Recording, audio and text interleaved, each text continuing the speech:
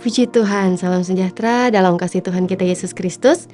Kembali lagi Yesus Kuatku hadir untuk memberkati kita melalui renungan firman Tuhan. Namun sebelum kita dengar firman Tuhan, mari kita sama-sama berdoa. Kita berdoa. Bapa di sorga, Bapa yang kami panggil dalam nama Tuhan Yesus Kristus, kami naikkan syukur kami di hadapan-Mu Tuhan, sebab Engkau begitu baik dalam kehidupan kami. Tuhan, Kau ada bagi kami beserta dengan kami. Terima kasih Tuhan. Pada saat ini kembali kami akan mendengarkan renungan firman-Mu. Biarlah setiap firman yang kami dengar dan kami baca Tuhan boleh tertanam baik dalam hidup kami, dan kami terus menjadi pelaku-pelaku kebenaran firman-Mu. Terpujilah nama Tuhan, kami sambut firman-Mu dalam nama Yesus. Haleluya. Amin. Puji Tuhan, saat ini kita akan membaca yang menjadi ayat perenungan kita terdapat di dalam 1 Timotius 4 ayatnya yang ke-12. Firman Tuhan katakan, "Jangan seorang pun menganggap engkau rendah karena engkau muda.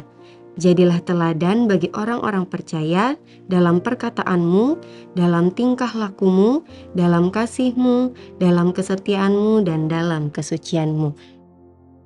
Judul renungan firman Tuhan saat hari ini yaitu kecil-kecil cabai rawit. Ya, puji Tuhan, istilah kecil-kecil cabai rawit ini memiliki arti biarpun kecil tapi hebat. Kecil tapi menyengat dan memukau seperti layaknya cabai pada umumnya.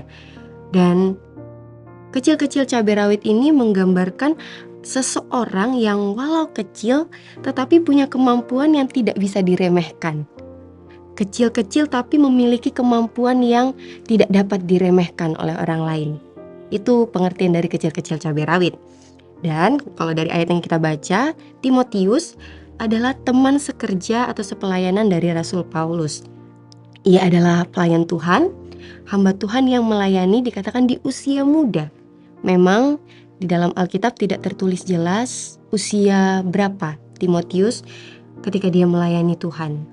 Di dalam Alkitab tidak dituliskan secara langsung. Dan kalau kita lihat di dalam 1 Timotius 1 ayatnya yang kedua dan ayatnya yang ke-18, Paulus menyebut Timotius dengan sebutan anakku yang kekasih. Dan di ayat 18 dikatakan anakku. Sehingga banyak yang meyakini bahwa jarak umur Paulus dengan Timotius itu jauh. Sehingga bisa dikatakan banyak orang meyakini bahwa Timotius memang masih muda pada saat itu dalam dia melayani Tuhan. Paulus menugaskan Timotius supaya dikatakan ia tetap tinggal di Efesus untuk memperbaiki beberapa masalah yang terjadi di sana, khususnya ajaran sesat. Dalam 1 Timotius 4 ayatnya yang ke-6 sampai ayat 16, ini adalah petunjuk bagi Timotius sebagai pelayan Tuhan. Dan di ayat 12, tadi ayat yang sudah kita baca, Paulus katakan untuk Timotius dapat menjadi teladan bagi orang percaya, dikatakan di sana.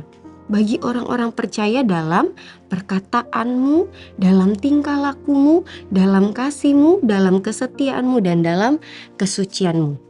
Ini adalah perintah yang disampaikan Paulus untuk Timotius lakukan, untuk dia menjadi teladan.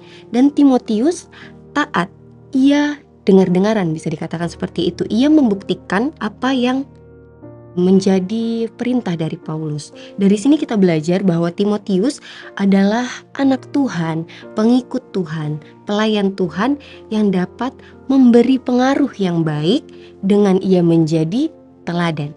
Kalau kita buka di dalam 2 Timotius 1 ayatnya yang ketiga sampai ayatnya yang kelima, dikatakan di sana, ucapan syukur dan nasihat untuk bertekun. Aku mengucap syukur kepada Allah yang kulayani dengan hati nurani yang murni seperti yang dilakukan nenek moyangku. Dan selalu aku mengingat engkau dalam permohonanku baik siang maupun malam. Dan apabila aku terkenang akan air matamu yang kau curahkan, aku ingin melihat engkau kembali supaya penuhlah kesukaanku. Sebab aku teringat akan imanmu yang tulus ikhlas, yaitu iman yang pertama-tama hidup di dalam nenekmu Lois dan di dalam ibumu Eunike, dan yang aku yakin hidup juga di dalam dirimu. Puji Tuhan. Ini adalah ucapan syukur dari Paulus. Paulus tahu bahwa iman Timotius ini adalah iman yang dikatakan di sana tulus ikhlas. Bahkan di ayat 4 dikatakan di sana, Apabila aku terkenang, Paulus terkenang akan air matamu, air mata Timotius yang dicurahkannya, dikatakan aku ingin melihat engkau kembali, supaya penuhlah kesukaanku. Dikatakan di sana, penuhlah kesukaan Paulus, memberi pengaruh yang baik selama Timotius hidup. Bagaimana dengan kehidupan kita sebagai anak-anak Tuhan? Apakah kita sudah dapat menjadi pengaruh yang baik dengan menjadi teladan? Yang harus kita lakukan seperti yang Paulus katakan kepada Timotius, dikatakan jadilah teladan di ayat 12 tadi. Jadilah teladan dalam yang pertama perkataan. Kalau kita buka di dalam Amsal 15 ayat 23 di sana katakan, seseorang bersukacita karena jawaban yang diberikannya, dan alangkah baiknya perkataan yang tepat pada waktunya.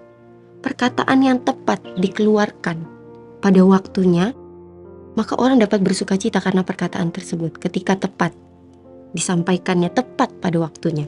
Amsal 16 ayat 24 dikatakan, perkataan yang menyenangkan adalah seperti sarang madu, manis bagi hati dan obat bagi tulang-tulang. Puji Tuhan, perkataan yang menyenangkan adalah seperti sarang madu, manis bagi hati. Itu berdampak bagi kita, bahkan bagi orang lain. Perkataan yang menyenangkan, perkataan yang baik. Dalam terjemahan asli, kata perkataan ini memakai kata logos sama dengan firman Tuhan, artinya firman Tuhan. Firman, logos artinya firman.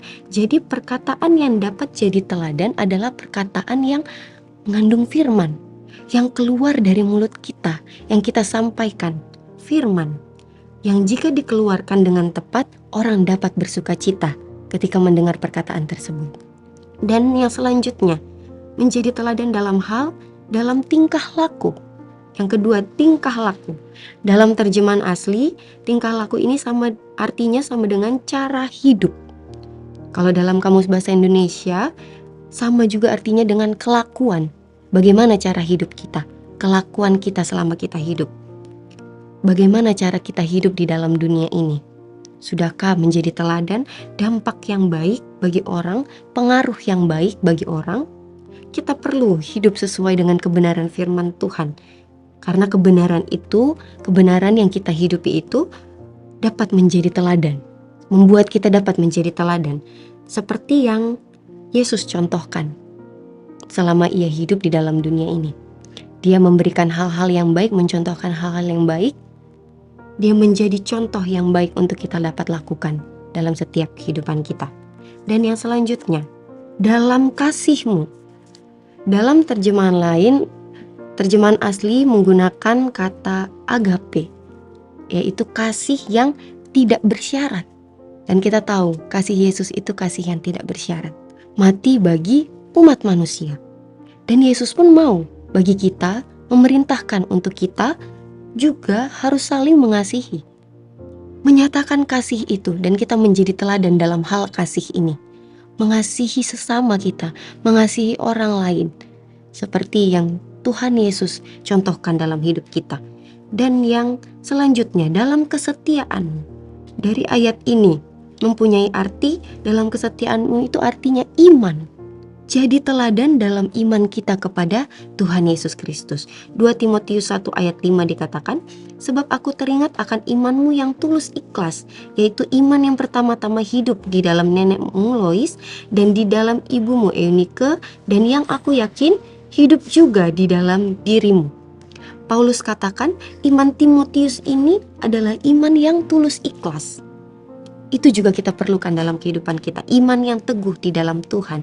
Iman yang sungguh di dalam Tuhan. Jadi teladan dalam iman kita kepada Tuhan.